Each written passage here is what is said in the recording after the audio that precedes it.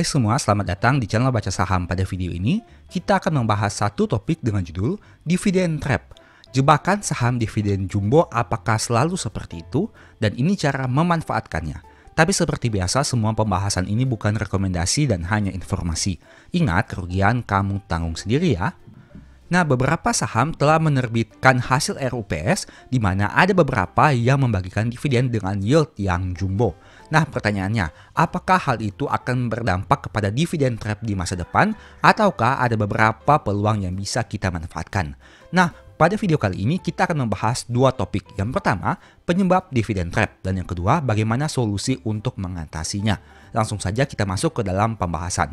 Tapi seperti biasa, semua pembahasan ini bukan rekomendasi dan hanya sebagai informasi saja. Untung rugi kamu yang tanggung sendiri.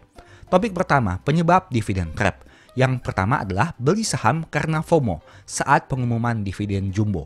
Apakah kamu pernah mengalaminya di mana saat perusahaan telah menetapkan hasil RUPS, misalkan dividen yieldnya dengan angka sekitaran 10%. Kamu langsung tergesa-gesa melakukan pembelian karena menganggap angka dividen yield 10% itu sudah sangat besar. Nah, alhasil harga sahamnya mengalami kenaikan yang sangat signifikan. Bahkan tidak jarang kamu bahkan membeli saat harga sahamnya sudah naik gila-gilaan. Dan hal tersebut menyebabkan kamu memperoleh saham dengan harga yang lebih tinggi dibandingkan biasanya. Itu merupakan penyebab pertamanya. Sekarang kita masuk kepada penyebab kedua. Poin kedua, tidak analisa histori dan prospek dividen di masa lalu dan di masa depan. Nah, ini penting. Kenapa? Misalkan, pada tahun 2025 ini kamu mendengar adanya keputusan RUPS di mana perusahaan membagikan dengan yield sekitaran 10%. Kamu langsung tertarik dengan saham tersebut tanpa melihat histori dan tanpa melihat prospek di masa depannya. Angka 10% itu memang sangat baik jika kita bandingkan dengan perusahaan-perusahaan lainnya yang biasanya kadang-kadang dividen yield hanya sekitar 3-5%. Memang ada special case untuk saham-saham seperti saham batubara yang memang dividen yieldnya di atas 10%. Tapi seperti yang kamu tahu, kinerjanya juga cukup fluktuatif. Nah, pada poin kedua ini, yang mau saya tekankan adalah, misalkan apabila kamu mendengar ada suatu perusahaan yang membagikan dividen dengan yield sekitar 10%. Kamu lihat dulu data di masa lalunya seperti apa. Poin pertama yang harus kamu lihat adalah, apakah perusahaan itu konsisten bagi dividen dalam jangka panjang atau tidak. Ataukah memang baru di tahun 2025 ini mereka membagikan dividen dengan angka yang besar.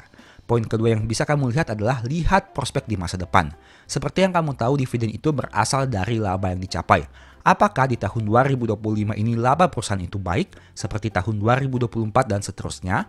Dan apakah laba yang dicapai itu berasal dari kinerja operasional perusahaan, bukan dari pendapatan non-operasional seperti contohnya penjualan aset.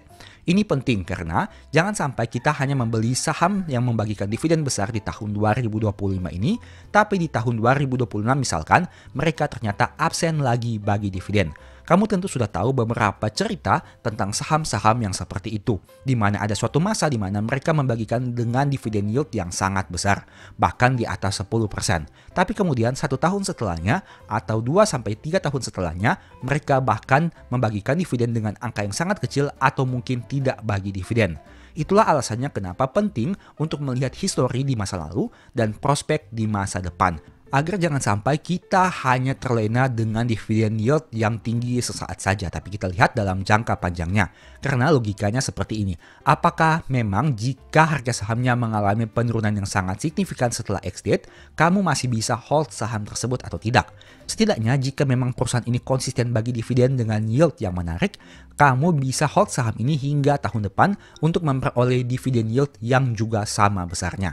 Tapi apabila dividen itu hanya bersifat seasonal saja atau sangat jarang dibagikan, maka itu merupakan dividen trap yang harus siap kamu terima karena tidak menutup kemungkinan di tahun depan mereka absen bagi dividen.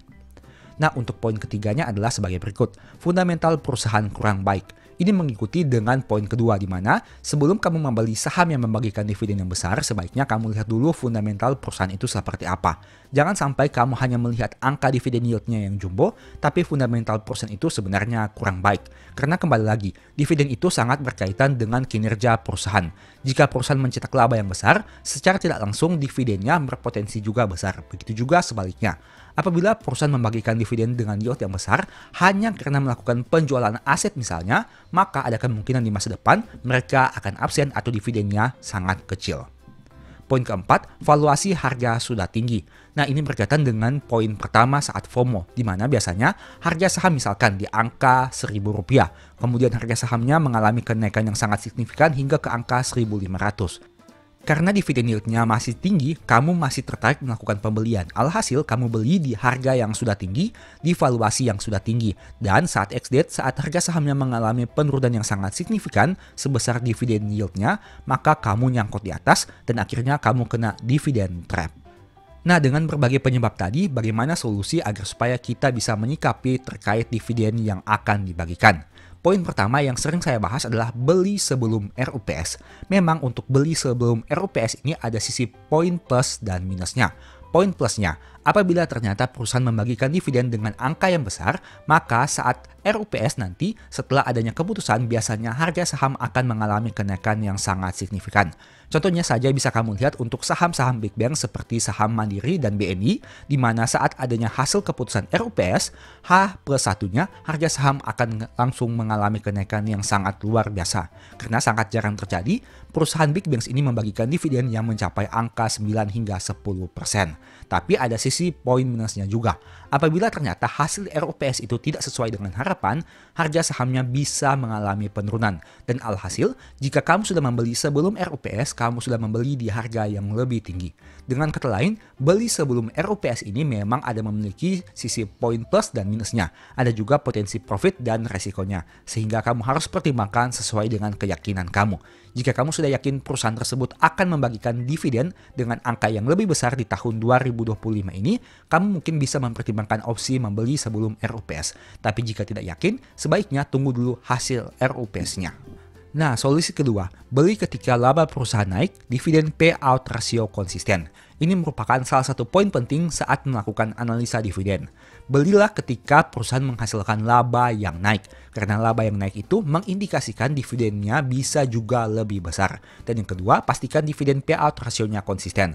Karena meskipun labanya naik, tapi jika perusahaan ini tidak konsisten membagi dividen dengan payout rasio yang konsisten, maka ada kemungkinan dividennya bisa juga tidak besar di tahun 2025 meskipun labanya mengalami kenaikan.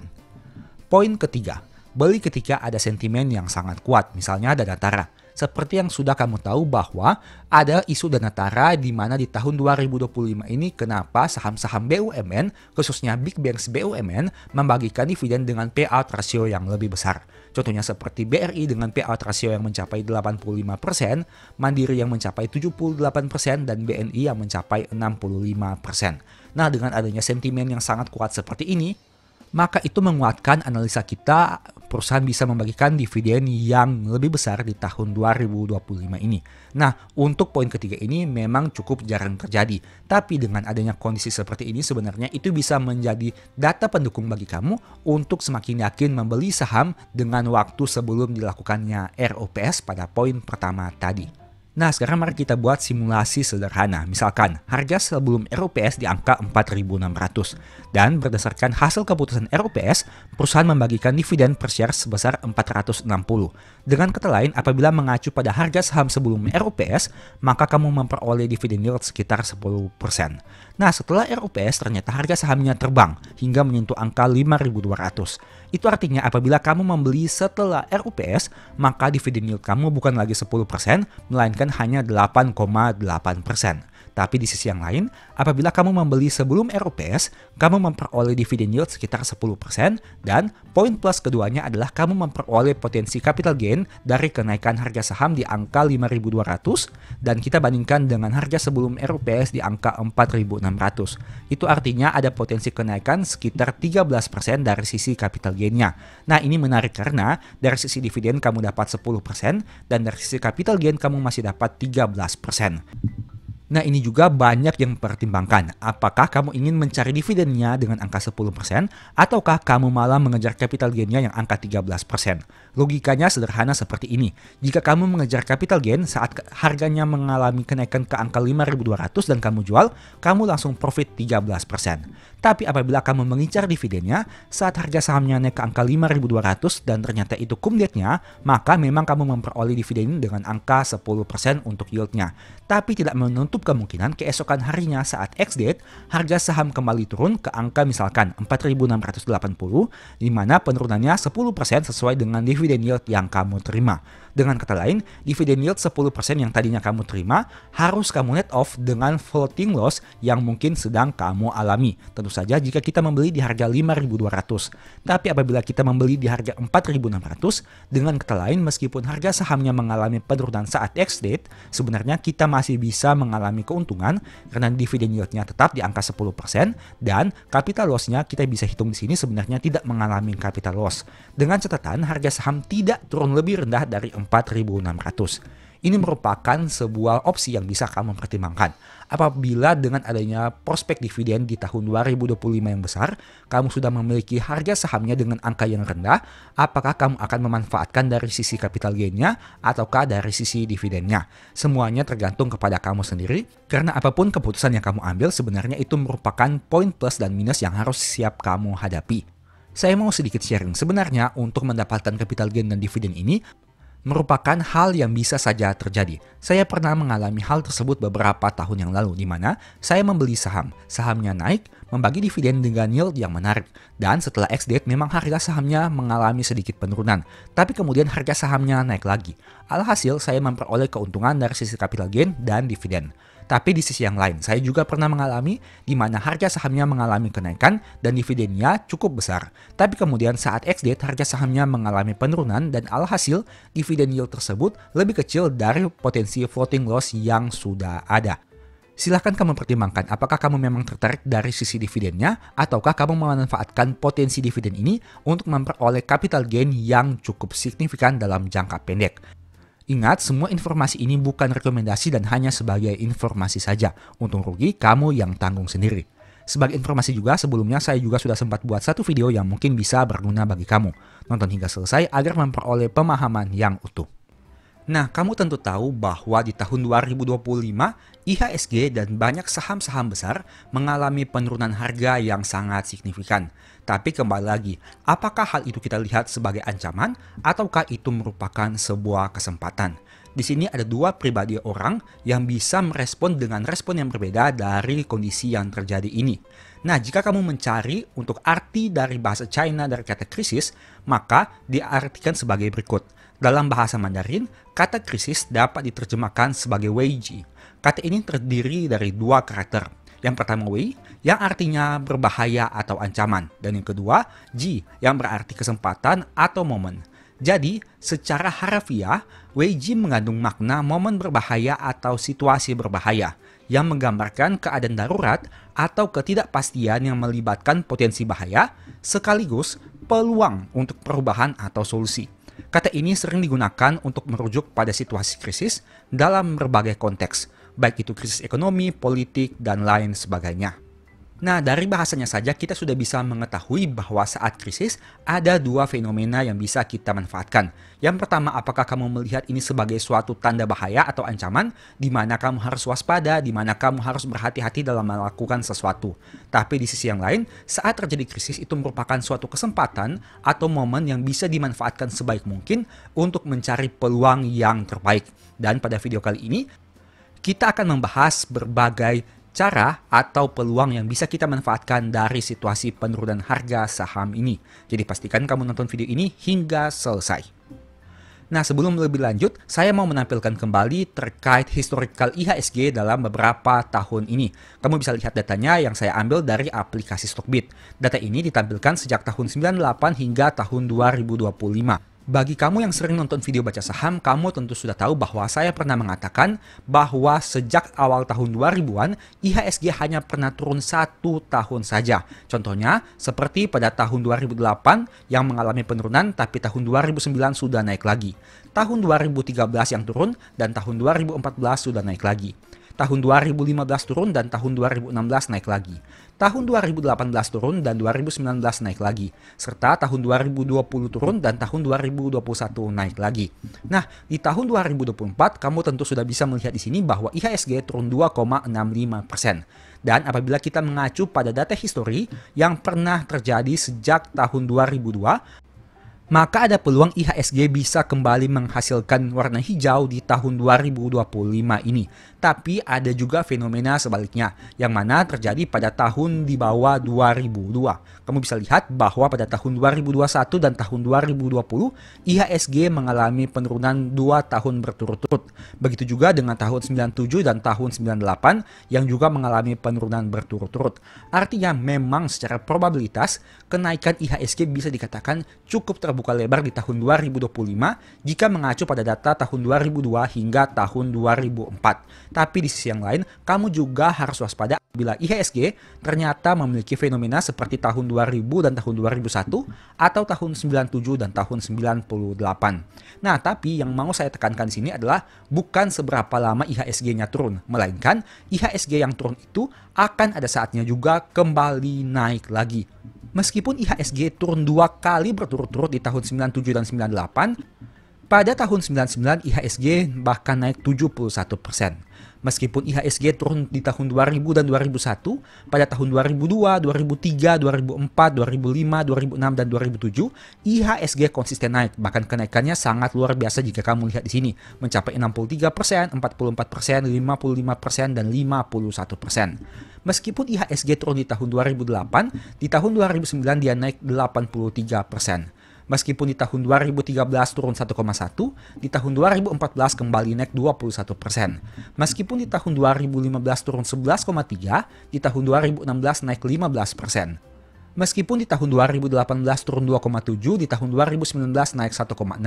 Meskipun di tahun 2020 turun 5,2, di tahun 2021 naik 9,7. Dan meskipun di tahun 2024 turun 2,6, kami masih yakin bahwa IHSG masih memiliki peluang untuk mengalami kenaikan angka di masa depan. Tentu saja ini bukan rekomendasi dan ini hanya merupakan proyeksi berdasarkan data histori yang pernah terjadi.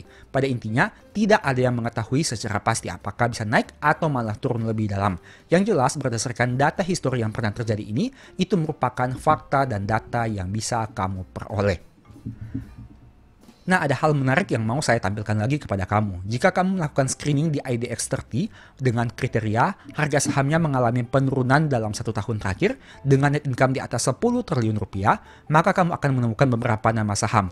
Sebut saja UNTR yang turun 7,6, ASII yang turun 9,5, BCA yang turun 21%, Adaro yang turun 32%, BNI yang turun 35%, Mandiri yang turun 37%, BRI yang turun 39%, dan TLKM yang turun 40%. Nah, dari beberapa saham yang kita bahas ini merupakan saham-saham besar yang labanya di atas 10 triliun rupiah, setidaknya di tahun 2024. Nah, pertanyaannya, dengan kondisi yang terjadi ini, dengan harga saham yang mengalami penurunan sangat signifikan, bagaimana kamu meresponi saham-saham ini?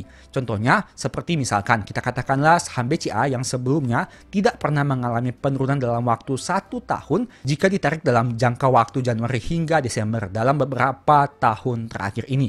Tapi di tahun 2025, harga sahamnya turun 21% dalam 1 tahun terakhir saat video ini dibuat. Memang kita tidak tahu di bulan Desember nanti akan terjadi seperti apa.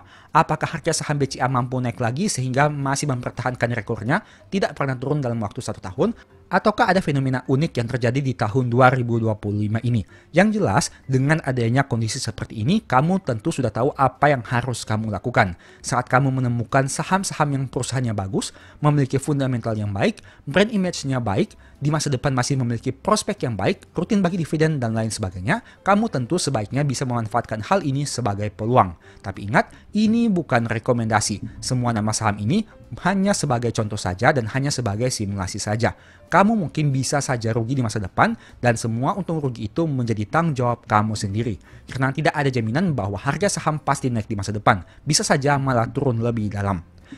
Nah, berbicara tentang kata krisis, seperti yang tadi kita bahas bahwa ada terjadi 2 sudut pandang yang berbeda. Yang pertama, ada yang melihatnya sebagai ancaman, dan yang kedua, ada yang melihatnya sebagai peluang. Ini merupakan rekapan data harga saham saat video ini dibuat di akhir Maret tahun 2025. Nah, kita asumsikan saja apabila memang di masa depan misalnya harga sahamnya mengalami kenaikan seperti yang saya ketik di sini. Maka di sini kamu bisa lihat ada berbagai peluang keuntungan yang di atas bahkan 20%. Nah, cukup jarang saham-saham besar ini menawarkan imbal hasil capital gain dengan angka di atas 20%. Tapi dengan adanya kondisi di tahun 2025, dengan harga saham yang mengalami penurunan besar-besaran, banyak saham-saham yang menawarkan peluang apabila harganya mengalami kenaikan di masa depan. Tapi dengan catatan, kamu harus ingat lagi bahwa di masa depan tidak ada jaminan harganya pasti naik. Ada juga kemungkinan bisa turun, bahkan turun lebih dalam, dan kamu mungkin bisa rugi lebih banyak lagi. Nah, ini merupakan simulasi singkat terkait beberapa saham besar dengan laba di atas 10 triliun di tahun 2024 yang bisa kamu pertimbangkan untuk dianalisa lebih lanjut. Contohnya seperti saham Telkom yang apabila harganya naik ke angka 3.000 maka adanya potensi capital gain 29%. Untuk saham BRI, apabila harganya naik ke angka 5.500 saja, ada potensi 48%. Untuk Mandiri, apabila harganya naik ke angka 6.000 saja, ada potensi 36%. BNI, apabila harganya naik ke angka 5.500 saja, ada potensi 45%. Adaro apabila naik saja ke angka 2.500 ada potensi 38%. BCA apabila naik saja ke angka 9.500 ada potensi 20%. Astra apabila naik saja ke angka 6.000 ada potensi 23%. Dan UNTR apabila naik saja ke angka 30.000 ada potensi 31%. Nah, kalau kamu memperhatikan, untuk harapan harga saham di masa depan ini, saya tidak menggunakan angka all time high dari saham-saham yang kita bahas ini. Artinya, angka-angka ini menurut saya pribadi masih cukup masuk akal. Dan kita tidak mempertimbangkan untuk harga tertingginya, melainkan kita ambil pada harga yang bisa dikatakan masih wajar ataupun masih masuk akal. Di samping itu, kamu juga bisa mempertimbangkan dari aspek valuasinya, seperti PER atau PBV. Saya sudah sempat bahas mengenai cara proyeksi harga saham dengan menggunakan dua metode tersebut. Silahkan kamu lihat videonya pada video-video yang sudah pernah saya upload sebelumnya. Nah, dari data ini, kamu bisa mempertimbangkan apakah kamu ingin memanfaatkan tahun 2025 ini untuk menghasilkan adanya potensi keuntungan capital gain di masa depan atau tidak. Yang jelas, saat terjadi krisis, ada dua sudut pandang yang bisa kamu lihat. Yang pertama, ada potensi capital gain apabila harganya nanti naik. Tapi ingat, ini tidak pasti. Ada juga kemungkinan harganya malah turun. Dan di sisi yang kedua, ada juga potensi dividen yield yang menjadi semakin besar. Dengan kondisi yang sama, dengan fundamental yang tetap stabil ataupun bahkan mungkin saja bisa bertumbuh, sehingga ada potensi dividen yield yang lebih menarik dibandingkan harga sahamnya mengalami kenaikan. Dan kedua hal itu sebaiknya kamu bisa manfaatkan dengan optimal sambil tetap memperhatikan money managementmu. Ingat, saat terjadi penurunan harga besar-besaran, saya selalu mengatakan bahwa money management merupakan salah satu hal yang paling penting. Saat kondisi penurunan harga saham terjadi, kamu tentu sudah tidak bisa melihat saham ini lagi murah, menjadi murah, bahkan tambah murah, dan sangat murah. Tentu saja itu merupakan karakteristik dari penurunan harga saham. Kita tidak bisa mengetahui di mana bottom harga tersebut. Sehingga yang bisa kita maksimalkan adalah bagaimana kita melakukan pembelian secara bertahap dengan memaksimalkan money management, sisa dana, dan dana top up yang bisa kita lakukan. Semoga dengan video ini kamu dapat semakin lebih bijak dan dapat semakin bijaksana dalam menyikapi penurunan harga secara besar-besaran. Meskipun tentu kamu juga tidak bisa menjamin bahwa di masa depan harga sahamnya akan naik, tapi setidaknya dengan kondisi ini kamu bisa memikirkan berbagai peluang yang bisa kamu manfaatkan. Logikanya sederhana, seperti yang sudah pernah saya bahas pada video sebelumnya. Apabila misalkan kamu membeli saham ABC dengan harga misalkan katakanlah Rp5.000 dan kamu yakin dengan harga tersebut masih masuk akal. Apabila harganya turun ke angka Rp3.000, bukankah harga tersebut lebih masuk akal lagi? Tapi ingat, yang perlu ditekankan sini adalah bagaimana kamu melakukan money management. Jangan sampai harganya sudah Rp3.000 dan ternyata bisa turun ke angka Rp2.000 dan uang kamu sudah habis untuk melakukan average down. Karena pada intinya, money management itu juga sangat penting selain memiliki metode untuk melakukan analisa. Semoga video ini bisa memberikan manfaat ya. Demikianlah pembahasan singkat pada video ini. Selalu ingat bahwa semua saham yang disebutkan bukan rekomendasi dan hanya bersifat edukasi serta informasi.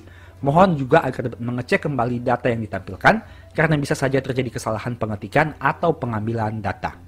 Di video berikutnya ingin dibahas materi apa lagi? Tulis di kolom komentar ya.